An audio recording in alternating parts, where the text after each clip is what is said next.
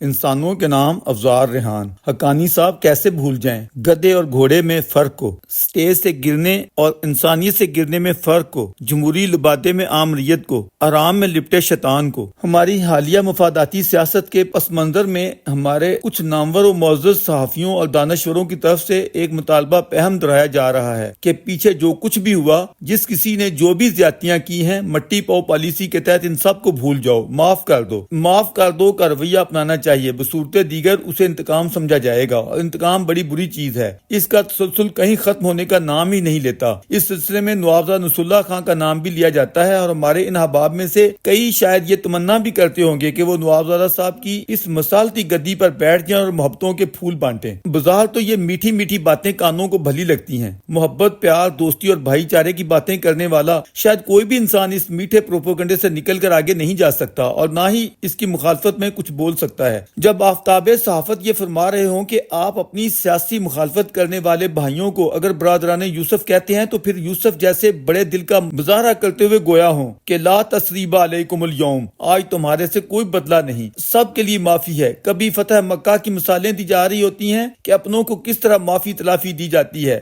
وغیرہ وغیرہ۔ اور تو اور اس میں ہمارے ممدوح ذہین و فطین حسین حقانی صاحب بھی شامل ہیں، جو ربع صدی قبل سے اپنا مشن بتا رہے ہیں کہ ماضی کو دفن کر دیا جائے، اور یہ کہ یہاں مسئلہ قیادت کے بحران کا نہیں ہے، برداشت کے بحران کا ہے۔ اس سلسلے میں کبھی وہ امریکہ کی مثالیں دیتے ہیں اور کبھی فرانس اور ہندوستان کی، کبھی جمال عبد الناصر اور صدر انور سادات کی شخصیات سامنے لاتے ہیں، اور مدعا ان کا یہ ہے کہ ہمارے غلام محمد سکندر مرزا یا خان جیسے بھی تھے، پاکستانیوں کے لیے ماضی محض ایک ڈراؤنا راز ہے جسے کسی تہہ خانے میں دفن کر دینا چاہیے۔ ان تمام بڑے دل والے معززین کی ایسی محبت بھری باتیں سنتے پڑھتے ہوئے یہ تنگ دل درویش سوچ میں پڑ جاتا ہے کہ اس تمام تر معافی تلافی کی ہوائیں چلانے کے پیچھے اصل مدعا کیا ہے، اور یہ سب نیک آوازیں بیک وقت بالخصوص انہی دنوں کیوں اٹھ رہی ہیں۔ بالفرض ان نیک تمناؤں کی مطابقت میں معافی تلافی کے تحت مٹی پاؤ اسکیم کامیاب ہو جاتی ہے، تو یہاں محبتوں کا ایسا کون سا زمزمہ پھوٹ پڑے گا جس کی شان میں ہمارے الطاف حسن قریشی صاحب کو قصیدہ لکھنا پڑے۔ حالانکہ ہم اچھی طرح جانتے ہیں کہ معافیوں تلافیوں کے باوجود یار لوگوں کی اصلیتیں نہیں بدلتی ہیں، اور ماضی کی ہستیوں کو بھی جس طرح بنا کر پیش کیا جاتا ہے،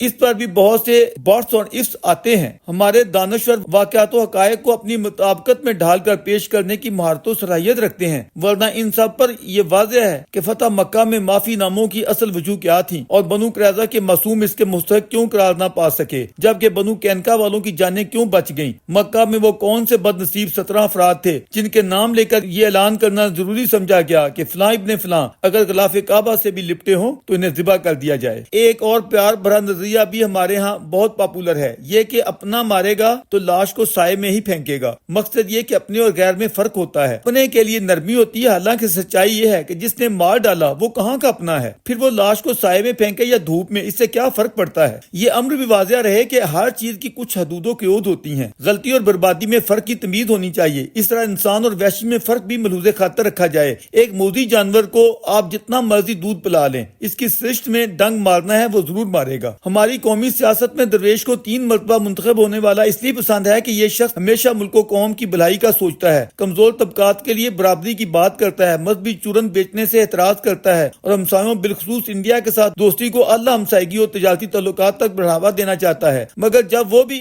اچھے برے کی تمیز نہیں کرتا تو درویش کو برا لگتا ہے۔ ایک موقع پر تو بہت ہی برا لگا جب دن رات زہر اگلنے والے انسانیت سے گرے ہوئے شخص کو اسٹیج سے گرنے پر وہ اس مغرور اور گھمنڈی کے گھر چلے گیا۔ حالانکہ اسٹیج سے گرنا اتنا تکلیف دہ نہیں ہوتا جتنا انسانیت سے گرنا۔ جس متکبر شخص نے ہم سب کے سینوں کو چھلنی کر رکھا تھا، جو ملک و قوم اور آئین و جمہوریت کے لیے ناسور ثابت ہوا، اگر آپ اس کی عزت افزائی کر رہے ہیں تو بالواسطہ طور پر غرور و تکبر اور نخوت کو پروموٹ کر رہے ہیں۔ جب یہ شخص مذہبی، سیاسی اور سماجی منافعتوں کی گندگی پھیلا رہا تھا اور حج مالو والوں کے ریکارڈ توڑ رہا تھا، اس وقت آپ معززین میں سے کس نے اسے لگام ڈالنے کی کوشش کی؟ اور وہ شخص آپ لوگوں کو لگام پہننے کے لیے بھلے تیار بھی کب تھا، اور آپ کو آئندہ امید کاہے کی ہے اور کس برتے پر ہے؟ بدتمیزی اور بد تہذیبی بھی کئی سر پھرے کرتے ہیں، لیکن اس کی بھی کچھ حدود تو ہوتی ہوں گی، جبکہ یہ شخص تو اول و آخر تمام تر حدود و قیود کو پائمال کرتا چلا آ رہا ہے۔ اپنے سیاسی مخالفین کے خلاف جو زبان اس شخص نے برتی سو برتی، اس نے تو ہمارے بگڑے کلچر میں اگر کوئی کمی رہ گئی تھی اس کی تمام حدود بھی پار کر ڈالی۔ اندرون ملک ہی نہیں، بیرون ملک بھی،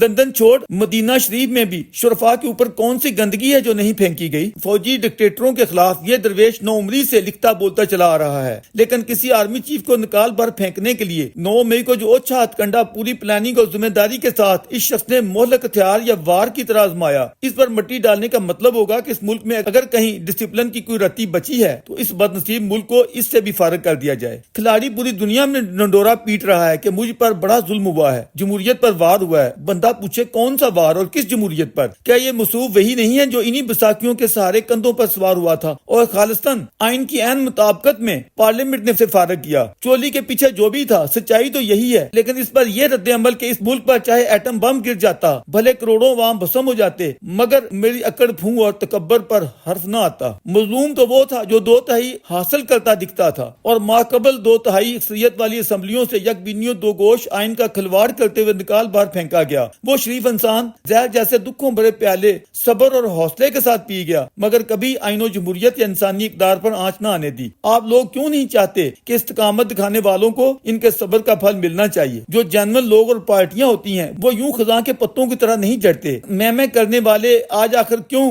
اس پوائنٹ پر آ چکے ہیں کہ مائنس ہونا بھی قبول ہے اور پھینکا ہوا چاٹنا بھی شہد ہے۔ سچ تو یہ ہے کہ انسان کو فرعون یا ہٹلر بنتے وقت اس کے مضمرات کا ادراک بھی کر لینا چاہیے۔ بصورت دیگر مٹی پاؤ کی بجائے مکافات عمل بھگتنے کے لیے بھی ہمت اور حوصلہ ہونا چاہیے۔ محترم حقانی صاحب، آپ امریکہ، فرانس، مصر اور انڈیا کی مثالیں دیتے ہوئے جرمنی کو بھی بیچ میں لے آئے۔ جرمن بھی بڑے مہذب اور جمہوریت ذہن لوگ ہیں، انسانی حقوق اور انسان نوازی پر ایمان رکھتے ہیں۔ کیا آپ انہیں یہ مشورہ دینا پسند فرمائیں گے کہ ہٹلر کو معاف کر دیں؟ وہ آپ کا منتخب چانسلر تھا، اس سے جو بھی غلطیاں ہوئی ہیں آپ لوگ اس پر مٹی ڈالیں یا اس کا نام احترام سے لیں۔ ہمارے ہاں بھی لاکھوں لوگوں کا خون ہوا، لاکھوں انسانوں کی تذلیل ہوئی۔ ہم روز فوجی ڈکٹیٹروں کو کوستے ہیں، ضرور کوستے ہیں۔ جبر کے جو بھی مرتکبین ہیں تاریخ انہیں معاف کر سکتی ہے، ناروشن ضمیر انسان، لیکن جو سیولین ہوتے ہوئے جمہوریت کے لبادے میں یونیفارم والوں سے بھی بدتر ثابت ہوئے ہوں، کم از کم اس درویش کا ضمیر تو کبھی یہ قبول نہیں کر سکتا کہ حرام میں لپٹے ہوئے شیطانوں کو معاف کر دیا جائے۔